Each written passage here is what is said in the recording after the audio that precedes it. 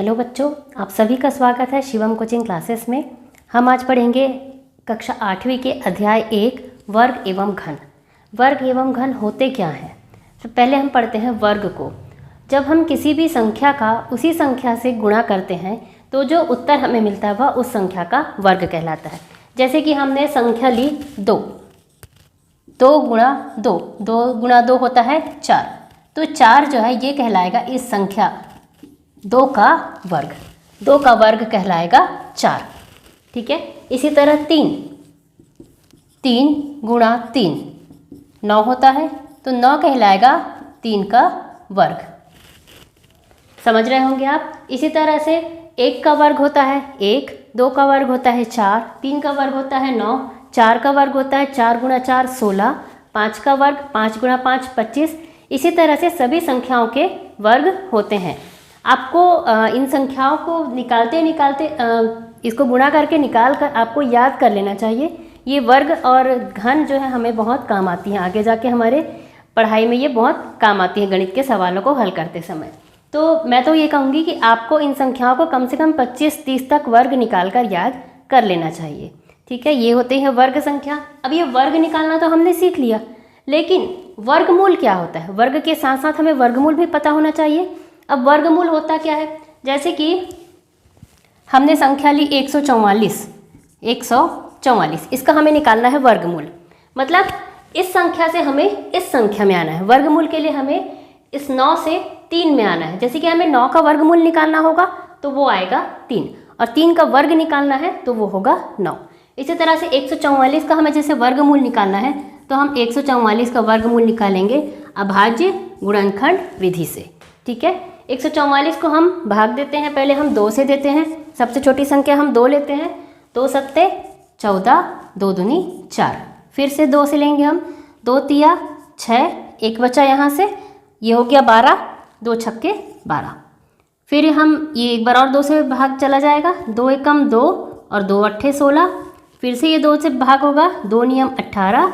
अब ये देखिए, ये 2 से भाग होगा क्या? नहीं। अब ये 3 से भाग चला जाएगा, 3 तिया 9, अब 3 एकम 3। अब हमारे पास देखिए 144 के अभाज्य गुणनखंड क्या क्या बने? 2 गुणा 2 गुणा 2 गुणा 2, 1 2 3 4 बार है 2, और 3 है 2 बार, गुणा 3 गुणा 3। तो यहाँ पर देखिए 2 हमारा 2 बार यहाँ पर एक जोड़ी बनाइए, इसका दूसरा जोड़ा बना 2 गुणा 2, और इसका तीसरा जोड़ा बना 3 गुणा 3। तो इसे हम एक बार लेंगे 2 गुणा 2, इसे भी एक बार, और एक बार इसे 3, बराबर क्या आया? 2 दूनी 4, 4 तिया 12। तो इस संख्या 144 का वर्गमूल होगा 12। इसी तरह से हम किसी भी संख्या का वर्गमूल ज्ञात कर सकते हैं। आप समझ गए होंगे, हमने 3 का वर्ग निकाला तो 9 आया, और 9 का वर्गमूल निकाला तो 3। इसी तरह से 12 का वर्ग होगा 144, और 144 का वर्गमूल होगा 12। ठीक है, जिस तरह से सभी संख्याओं के वर्ग होते हैं, जैसे कि मैंने बताया आपको कि आपको वर्ग याद कर लेने चाहिए। तो देखिए मैं आपको एक खास बात बताती हूँ। 1 का वर्ग होता है 1, क्योंकि 1 गुणा 1 1 ही होता है। 2 का वर्ग होता है 4, यहाँ पर हम वर्ग लिख लेते हैं। 3 का वर्ग होता है 3 तिया 9, 4 का वर्ग होता है 4 चौक 16, 5 का वर्ग होता है 5 पंचे 25, 6 का वर्ग होता है 6 6 36, 7 का वर्ग होता है 7 7 49, 8 का वर्ग होता है 8 8 64, 9 का वर्ग होता है 9 नियम 81, और 10 का वर्ग होता है 10 दाहे 100। तो इस तरह से देखिए सभी के इकाई के अंकों को देखिए आप, है ना। इकाई के अंकों में 1 4 9 6 5, फिर से 1 4 9 6 5, इन 5 नंबर और ये एक 0, 6 नंबर्स के अलावा, इन 6 अंकों के अलावा कोई भी अंक यहाँ पर नहीं आया। इसी तरह से हम जब 11 12 13 14 15 16 ये सभी का हम जब वर्ग निकालेंगे तो हमें अंतिम अंक 1 4 9 6 5 या फिर 0 ही मिलेगा। देखिए मैं 11 का आपको वर्ग दिखाती हूँ निकाल कर। 11 का होगा 121, 12 का वर्ग होगा 144, देखिए 4 आया, यहाँ 1 आया। 13 का वर्ग होगा 169, 14 का वर्ग होगा 196, 15 का वर्ग होगा 225, 16 का वर्ग होगा 256, 17 का वर्ग होगा 289, 18 का वर्ग होगा 324, 19 का वर्ग होगा 361 और 20 का वर्ग होता है 400। तो देखिए यहाँ पर पहले तो 0, 1, 4, 9, 6 वही संख्या है, 0, 1, 4, 9, 6। यहाँ पर भी 1, 4, 9, 6, 5। तो इन 6 अंकों के अलावा कोई अंक आपको वर्ग निकालने पर नहीं मिलेगा। तो हम जब कभी भी किसी संख्या का वर्गमूल निकालें, वर्गमूल हम जब निकालें तो हमें देखना चाहिए कि वहाँ 0, 1, 4, 9, 6 या 5 ये संख्याएं हैं या नहीं। अगर ये संख्याएं नहीं हैं तो वो संख्या पूर्ण वर्ग संख्या नहीं हो सकती। जब तक कोई संख्या पूर्ण वर्ग संख्या नहीं हो सकती उसका वर्गमूल हम ज्ञात नहीं कर सकते। उसका वर्गमूल आपको पूरी तरह से पूर्ण वर्ग संख्या में नहीं मिलेगा। पूर्ण वर्गमूल उसका हम ज्ञात नहीं कर पाएंगे। ठीक है, तो ये चीज़ें आपको याद करनी चाहिए। देखिए 20 तक का तो ये हुआ वर्गमूल, आपको 30 तक कम से कम वर्गमूल याद कर लेना चाहिए। देखिए अब आप अभाज्य गुणनखंड विधि से किसी भी संख्या का वर्गमूल आसानी से ज्ञात कर सकते हैं। तो देखिए यहाँ पर आपको क्रियाकलाप 1 में दिया गया है, क्रियाकलाप 1 में दिया गया है कि यहाँ पर कौन कौन सी संख्याएं पूर्ण वर्ग संख्या है या नहीं, ये आपको ज्ञात करना है। देखिए पहली संख्या है 164। 164 में देखिए अंतिम अंक है 4, तो ये पूर्ण वर्ग संख्या हो सकती है। चलिए हम निकाल के देखते हैं 164 का वर्गमूल आता है या नहीं। 2 8 16, 2 दूनी 4, 2 चौक 8, 2 एकम 2। फिर हम 41 को हम भाग देते हैं तो 41 ना तो 2 से भाग जाएगा ना ही 3 से भाग जाएगा। 41 एक अभाज्य संख्या है जो 2, 3, 4, 5 किसी से भाग नहीं जा सकता। तो यहाँ पर केवल 2 के हमें जोड़े मिले, लेकिन और हमें जोड़े मिले क्या? नहीं। इसलिए ये संख्या 164 पूर्ण वर्ग संख्या नहीं हो सकती। उसके बाद है 256। 256 को हम निकालते हैं। देखिए 2 एकम 2, 2 दूनी 4, 2 अट्ठे 16। फिर से 2 से हम देंगे 2 छक्के 12, 2 चौके 8।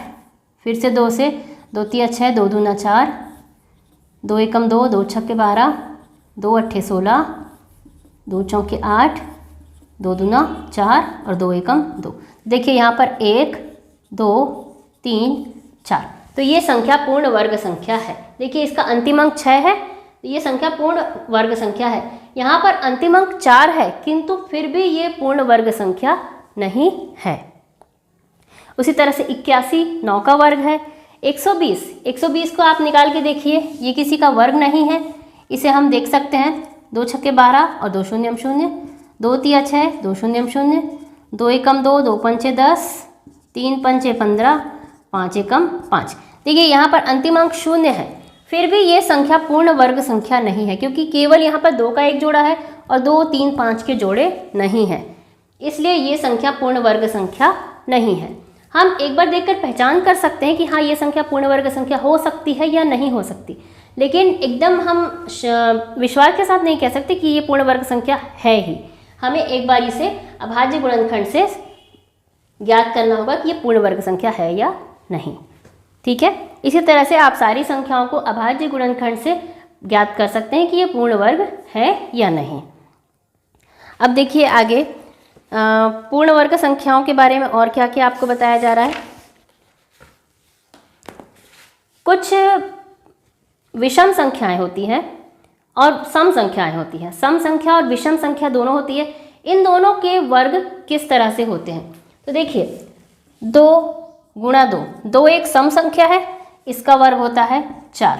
ठीक है, इसी तरह से 6 गुणा 6, 6 6 36, ये भी सम संख्या है, इनका वर्ग भी सम संख्या है। यहाँ पर 6 भी सम संख्या है, इसका वर्ग भी सम संख्या है।